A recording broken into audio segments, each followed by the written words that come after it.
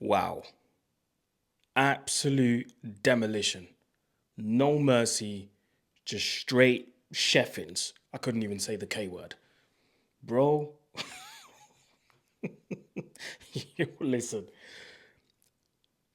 Anybody that follows me on TikTok knows that I've been talking about this possibly being the season of the quote unquote smaller teams. And my lord, was I right. My God, was I right. This was an absolute demolition, humiliation. Call it that if you want. And don't get me wrong, Newcastle are still in fourth, if I'm not wrong, as we speak. This is before all the 3 p.m. kickoffs. Newcastle are still fourth, but guess what? They're fourth with 38 points, and Bournemouth are sixth with 37 points. Level on points with Chelsea, and if Chelsea don't win tomorrow against on Monday against Wolves, Chelsea are in trouble. Chelsea are in trouble. But let's keep it to Newcastle and Bournemouth. Newcastle 1, Bournemouth 4. Bournemouth absolutely demolished the Geordies in the tune, including a Kirkcase late goal and a Justin Kluivert, see, I'm talking about his dad. Justin Kluivert hat-trick. That was insane. That was absolutely insane. And I can't even do a breakdown of the game because I was so impressed by the way Bournemouth play. They play so fearless. They play without any complex of inferiority. They feel like every game they approach, they feel like and play like they should be there. And I'm looking at the lineup, yeah. Sorry, guys. I'm looking at the lineup. And I'm seeing some of the guys here. Kepa Arrizabalaga, a Chelsea reject, gone to Bournemouth, found life again. You look at the back four. You look at Cook. I swear Cook's not even a right back. He's a midfielder. And he's filling in because Bournemouth got hella injuries and so do Newcastle. And for Bournemouth to go to Newcastle away, and I've said to people many, many times, it is not easy to go up to Newcastle and try and win. It's not easy at all. But they went up there and gave them 4? Yeah, you've got to respect it. Lewis Cook is not even a defender by trade. He's a midfielder. You look at the centre-back partnership. Zabani came from Dynamo Kiev, I think 3 years ago. Nobody really paid attention to him because I think Senesi was playing and I think Senesi's injured. He now stepped in. Look at him now, solid as ever. And his centre-back partner, Dean Housen. Listen, Juventus, I don't know, they have to be investigated somehow because for them to let go of Dean Housen and now they're about to let go of Cambiaso, letting him go to Man City, what are they doing? I don't understand. How did they not manage to keep talents like that? Now listen, this is no disrespect to people like Federico Gatti and stuff. But come on, man. Come on, the talent is there to be seen. The talent is there to be seen. How Juve got rid of Dean Housen, I do not understand. Honestly, they must be... I don't even know how to explain it. They must be in their offices looking at Dean Housen and thinking, what on earth did we do? What did we do? Because currently, Dean Housen has to be the biggest centre-back talent out there. When it comes to headers, playing out from the back, very secure on the ball. Technically, he's very sound. Physically, he's there as well. In the duels, winning them. Come on, man. Juve, joke's on you. And obviously, Milos Kerkez. My dream signing at Manchester United. I would go all in for this guy. For some reason, I always thought he was Spanish. I don't know why. But he's Hungarian. These are the type of guys that I would go for. Not break the bank, but these are the type of guys you should bring in. How old is he? 21 years of age. You sign him at Man United now, and this is no disrespect to Bournemouth, but any club for that matter. You sign him now, you've got him for at least 10 years. You've got him at your club. What an absolute talent and what a finish as well at the end. Step over, jinky majink, bang, left foot. What a finish. What a finish. And that midfield, Ryan Christie. I thought this guy was done. 29 years of age. I thought this guy was done. I was like, Ryan Christie? Wearing the number 10, but as silky as ever. Partnered up with Tyler Adams. I thought this guy was done. When he was at Leipzig and he came to the Prem, I said, I don't know. And then Bournemouth went through that period where he didn't even play.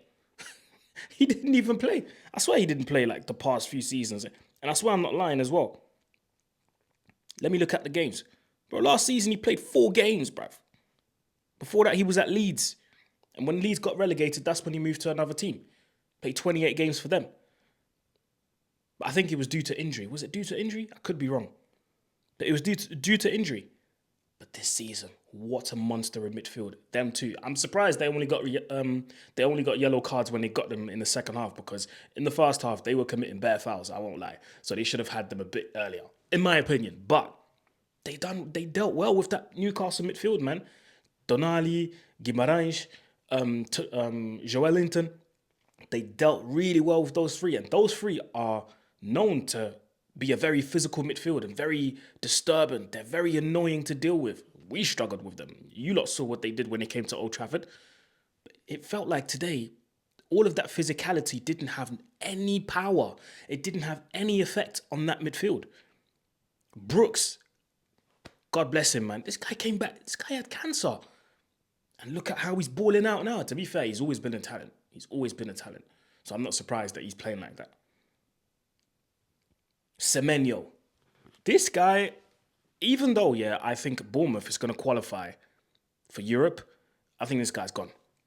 I think he's gone, and I think one of the big clubs will come and snap him up in the summer because he's too good for Bournemouth. He's way too good. And I know he didn't score today, but he largely contributed to Bournemouth's win today. Largely contributed to them winning today. What a player. What a player. Ouattara. He caused a few problems in that Newcastle defence today. Caused a few problems, man. And of course, the star man, Justin Kluivert. Hat-trick against the club his dad played for. I am 1,000% sure he picked up his phone after the game and he called his dad and he was like, yo, Dad, did you see what I did? Or he texted him at least. What a talent, man. What a talent. And he's been one of the guys that I've wanted it to work out for him so bad. So when I saw him at Ajax, because I'm a fan of Kluivert, his dad. So when his son started to play football, and I was like, oh yeah, son's looking kind of all right. I wanted it to work out for him so bad. So when he went to Roma, I was like, yes, that's a good move. It didn't work out. You know, it didn't really work out. And where else did he play? Just trying to look at all the teams. So when he went to Roma, I was like, surely this is it. And he played a lot of games, but the goal return wasn't really there. And the talent was there, but the goal return wasn't there. Then he went to Leipzig. Then I was like, okay, Bundesliga. Good league. He can develop. You know, it's a league where people tend to score a lot of goals, especially wingers. I was like, yes, good move. Again, didn't work out. Only 4 goals in 20-something games. Then he moved to France. I was like, okay, maybe now is the time. Nice. Didn't work out again. Then he went to Valencia for a season, and there was too much of a change in clubs for me.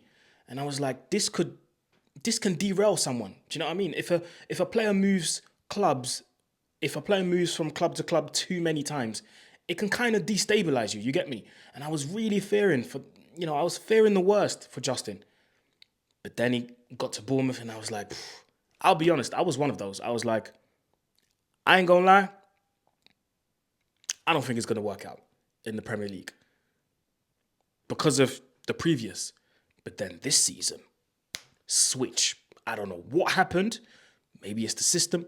Maybe it's Iraola giving him the confidence that he needs, playing him in positions where he gets a lot on the ball, can do his magic, can be involved. And look at the goal return now. 23 games, yeah? This is all comps. 21 games, 7 goals in the Premier League.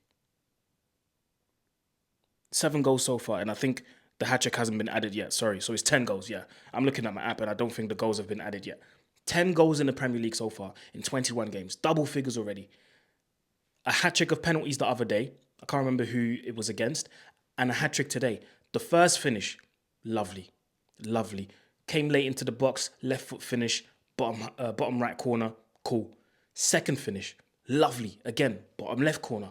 And the third goal, I mean, hey, hey, by all means, you in that position, you want to shoot, do it. Especially if you're going to be successful. You get me? Boy, oh boy, oh boy. Yeah, man. Nah, listen, Bournemouth deserve all the credit, and I believe they will qualify for Europe. Whether it's the Champions League, Europa League, or Conference remains to be seen, but I think they'll qualify for Europe. As for Newcastle, ooh, this is on top of them having injuries as well. It was a strong team today, though. I just think it was an off day for them. But one of those off days where nothing worked. You know, Gordon didn't get on the ball as much as he should have. That midfield, I talked about it, weak against Bournemouth's midfield. The defense, Butman had to go off at half time because it wasn't good in the first half. Too many loose balls. I swear they tried to play out from the back once, and that's what led to the goal. To the Justin Kluivert's second. Trying to play out from the back, Bruno Guimaraes not concentrated, losing the ball. They were quite sloppy in midfield today. It wasn't a good look. You know, it wasn't a good look. And, you know, the games are coming thick and fast. I don't know who Newcastle are playing next. Let me just have a look quickly. And bear in mind, bro, this is their first loss in how many? 1, 2, 3, 4, 5, 6, 7, 8, 9 games in all comps. They've been on a good run, and that run ended today, unfortunately. Who they got next? They got Southampton next. And listen, it's not a given to go down there and win because you saw what Southampton did against us at Old Trafford. So it's not a given. You get me? So, it's a sticky one, man. It's a sticky one. Then they got Fulham. Then they got Arsenal back in the Carabao Cup. And again, with all them injuries, how do you manage it? How do you determine when to play your best team, when to play a weakened team a little bit, but then keeping in mind that you maybe want to win a trophy? The Carabao Cup is probably the most realistic one. It's going to be a tough few weeks for Eddie Howe to, you know, try and get everything together. So, yeah, man. But listen, full credit to Bournemouth. Listen, it's road to 15K. You know what to do if you want to support this channel. Like, share, comment, subscribe. If you made it till the end of this video, go in the comment section and type in Justin Kluivert. Justin Kluivert. That's it. Those are the final words for today. Anyway, people, I'm going to go ahead and watch the Liverpool game. Reaction to follow after that. Like, share, comment, subscribe, and I'll see you for the next reaction. Loads of reaction coming on my channel today. Work rate. We're going to keep it up. Peace.